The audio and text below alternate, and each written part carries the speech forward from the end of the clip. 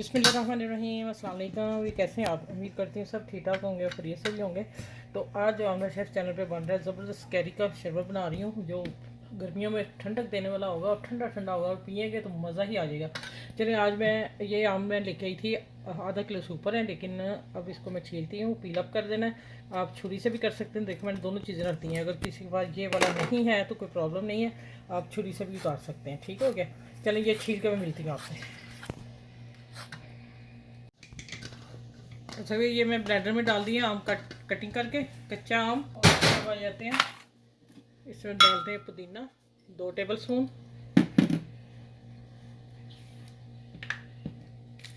अच्छा, 1 टीस्पून भर के जाएगा इसमें नमक का, काला नमक। ठीक हो गया? और यहाँ जाएगी half tea spoon black pepper. Half tea spoon से भी कम, आप अपनी चीज़ के हिसाब से मसाले डाला करें। अब जाएगी इसमें ढेर सारी बर्फ़ और 1 गिलास पानी। 1 गिलास डाल के ब्लेंडर करके लेके आती हूँ। अच्छा, 2 टेबल स्पून भर के चीनी। ठीक हो गया? चले, अब 1 गिलास पानी डाल दिया, मैं इसको ब्लेंड करके लाती हूँ। अच्छा, ये लें कैरी का ठंडा शरबत, जायके से भरपूर। पिएंगे तो मज़ा ही आ जाएगा, आपको गर्मी नहीं लगेगी। पाकिस्तान में तो इतनी गर्मी पड़ रही है ना। चलें, ये देखें।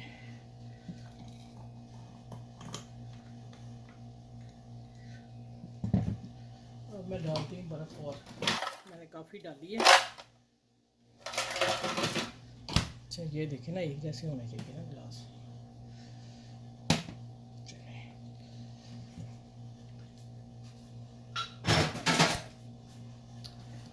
चलें जी, ये देखें जी, ठीक है हो गया। ये कैरी का शरबत तैयार है। ठंडा ठंडा एंजॉय करें और आप ये अपनी को दुआ में याद रखिएगा। तो मेरे चैनल को लाइक शेयर सब्सक्राइब कर दीजिएगा और अपना ख्याल रखिएगा। लोगों का ज़रूर ख्याल रखा करें। अल्लाह हाफिज़, नेक्स्ट वीडियो में मिलूँगी।